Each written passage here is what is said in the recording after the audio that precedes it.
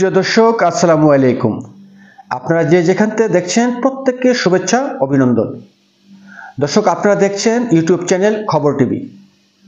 যারা এখনও চ্যানেলটি সাবস্ক্রাইব করেননি, দয়া করে চ্যানেলটি সাবস্ক্রাইব করে পাশের বেল বাটনটি চেপে দিয়ে পাশে থাকুন, যাতে করে প্রতিনিয়ত আপডেট সব খবরগুলো আপনারা পেতে পারেন। ইতিমধ্যেই যারা চ্যানেলটি সাবস্ক্রাইব করে ফেলেছেন তাদেরকে অসংখ্য অসংখ্য ধন্যবাদ। দর্শক, এক রিক্সা চালকের বক্তব্য সারা নেট দুনিয়ায় ভাইরাল। এই রিক্সা চালকের বক্তব্যে গোটা বাংলাদেশ এখন তুলপাড় চলছে। তবে এই রিক্সা চালক যে বক্তব্য দিয়েছে, যে কথাগুলো বলেছে, তার প্রত্যেকটা কথার যুক্তি আছে, প্রত্যেকটা কথা যুক্তিযুক্ত।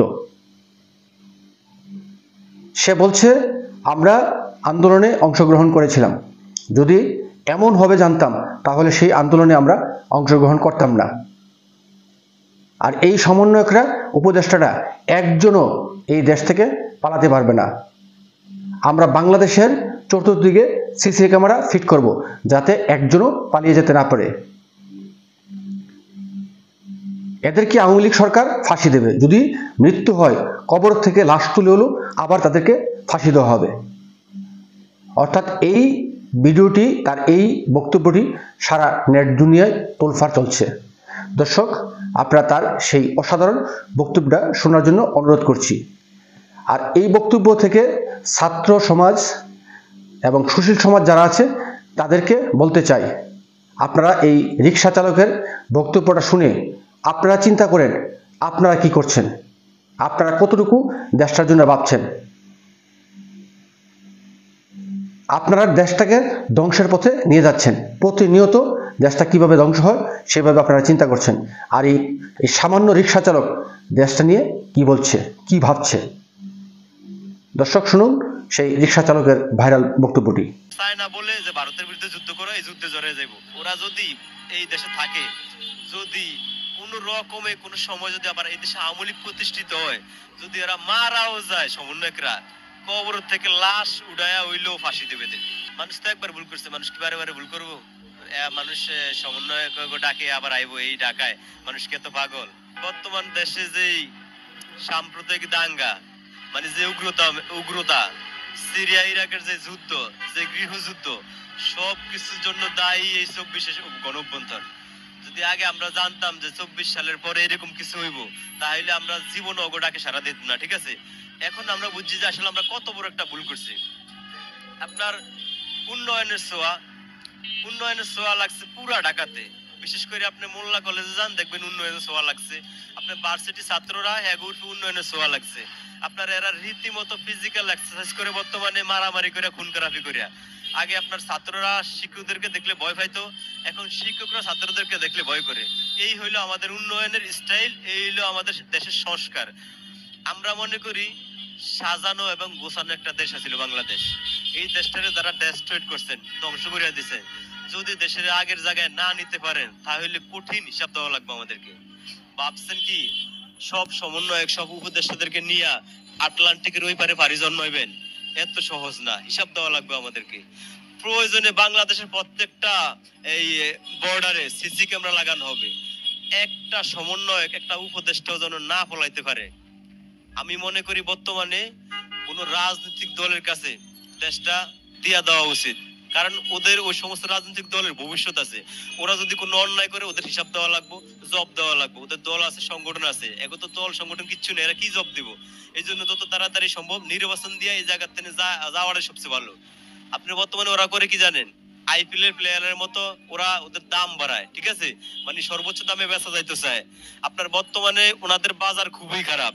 ওনারা এখন ডাকলে কোনো মানুষই ওনাদের ডাকে সাড়া দিব না। ওনারা যদি কোনো মিছিল করে, মানুষ টাকা দিয়ে ভাড়া করে আনুন লাগবে। ঠিক আছে, এই সমন্বয়করা ভাড়া করে মানুষ আনুন লাগবে। এদের বাজার খুবই খারাপ। বর্তমানে আমাদের এই ইউনিট সরকার যদি পাকিস্তান আর চায় না বলে যে ভারতের বিরুদ্ধে যুদ্ধ করো, এই যুদ্ধে জড়িয়ে যাইব। সব মিলে কথা হয়েছে গিয়া, এরা দেশের অভ্যন্তরীণ কোনো বিষয় বোঝে না, কিচ্ছু বোঝে না। ঠিক আছে, এরা আমাদের দেশটারে দিন দিন ধ্বংসের দিকে নিয়ে যাচ্ছে। এদেরকে সরাইয়া দেশটারে বাঁচান। ওই সমন্বয়করাই উপদেষ্টারে, এদেরকে সরাইয়া দেশটারে বাঁচান। আমি বলি এই এদেরকে তাড়াতাড়ি, যত তাড়াতাড়ি সম্ভব এদেরকে সরান। এই সমন্বয়করা জনগণের লগে সাধারণ মানুষের লগে যে একটা পাটফারি করছে ঠান্ডা মাথায় যে একটা গৃহযুদ্ধ লাগিয়ে দিছে দেশ, যে একটা সাম্প্রদায়িক উস্কানি লাগিয়ে দিছে, যে একটা অকারেন্স শুরু করছে এই বাংলাদেশে, লিবিয়া, সিরাক আর ইরানের মতো যুদ্ধ লাগিয়ে দিছে, এদের কোনোদিনও নিস্তার হইব না। ঠিক আছে, এই সমন্বয়করা দেশটার গন্ডগোল করিয়া দেশটার ধ্বংস করিয়া পালাইয়া যাইবা এত সহজ? আমরা সাধারণ মানুষ পুরা বাংলাদেশের পুরা বর্ডারে প্রয়োজনে সিসি ক্যামেরা লাগাবো, একটা সমন্বয়ক একটা উপদেষ্টাও যেমন ফলাইতে না পারে। ঠিক আছে, আমরা ওই ব্যবস্থা করুন। আমাদের আমাদের একটা সাজানো গোছানো একটা দেশে ধ্বংস করিয়া এরা যাইবো এত সহজ? যাইতাম দেব না এদেরকে। ঠিক আছে, এই বেইমানির সাজা দিতেই হবে। ওরা যদি এই দেশে থাকে, যদি কোন রকমে কোন সময় যদি আবার এই দেশে আওয়ামী লীগ প্রতিষ্ঠিত হয়, যদি এরা মারাও যায় সমন্বয়করা, কবর থেকে লাশ উড়াইয়া হইলেও ফাঁসি দেবে এদেরকে। স্বাধীনতা অর্জন করা কিন্তু সহজ, কিন্তু স্বাধীনতা রক্ষা করা সবচেয়ে বড় কঠিন। আপনারা স্বাধীন করছেন কিন্তু রক্ষা করতে পারছেন? আর রক্ষা করা সম্ভব এগো দ্বারা? আপনার দেশে যারা বিশিষ্ট জন, যারা গুণী, যারা সুশীল সমাজ, যারা রাষ্ট্র বিষয়ে বোঝে, রাষ্ট্র বিষয়ে এক্সপার্ট, ওরা দেশ চালাইবো। আপনি এই যে বাচ্চা, দুই চারটা বাচ্চা ছেলে এদের বড় করে দেশ চালাইবেন, এটা কি মোটো যুক্তিসঙ্গত? এরা দেশের কিছু অভ্যন্তরীণ কিছু বোঝে? আপনি মনে কইলি ইন্ডিয়া বয়কট করে আবার ইন্ডিয়াতে ডি মানে, এরা মূলত দেশের কিচ্ছু বোঝে না ভাই। এখন দ্বারা দেশ চলবে না। আপনার যত দিন সামনে যায় তত বাংলাদেশের বিপদ, যত দিন সামনে যায় তত বাংলাদেশের আপনার এই সমস্যা সংকট বাড়তেই থাকবে। দেশের অস্থিতির পরিবেশ বা যাই বলেন আপনি, সব কিছুর জন্য দায়ী মূলত সমন্বয়করা। আপনার বর্তমান পৃথিবী আছে স্বার্থের পৃথিবী, সবাই তার ক্ষমতা চায়। এই যে সমন্বয়করা হাজারো মানুষের উপরে দিয়া, অনেক রক্তের উপরে দিয়া ক্ষমতায় বসছে, কেউ চোখ নাই, কেউ হাত পাও নাই, ওদের খবর তো নেয় না। আপনার অনেক সমন্বয়ক আছে এগুলোর বিরুদ্ধে অভিযোগ করে। মানুষ তো একবার ভুল করছে, মানুষ কি বারে বারে ভুল করবো? মানুষ সমন্বয়ক ডাকে আবার আইবো এই ডাকায়? মানুষ কি এত পাগল? মানুষ কি, আপনি কি ভাবছেন এই দেশে মানুষ, এই দেশে মানুষ কি পাগল যে সমন্বয়ক ডাক দিলে এই দেশে মানুষ চলে আইবো? সব মিলে কথা হয়েছে গিয়া, আমরা যারা এই থার্ড ক্লাসের মানুষ, মানে আম্মু কাছে কিন্তু ওই আগের সরকারই ভালো ছিল।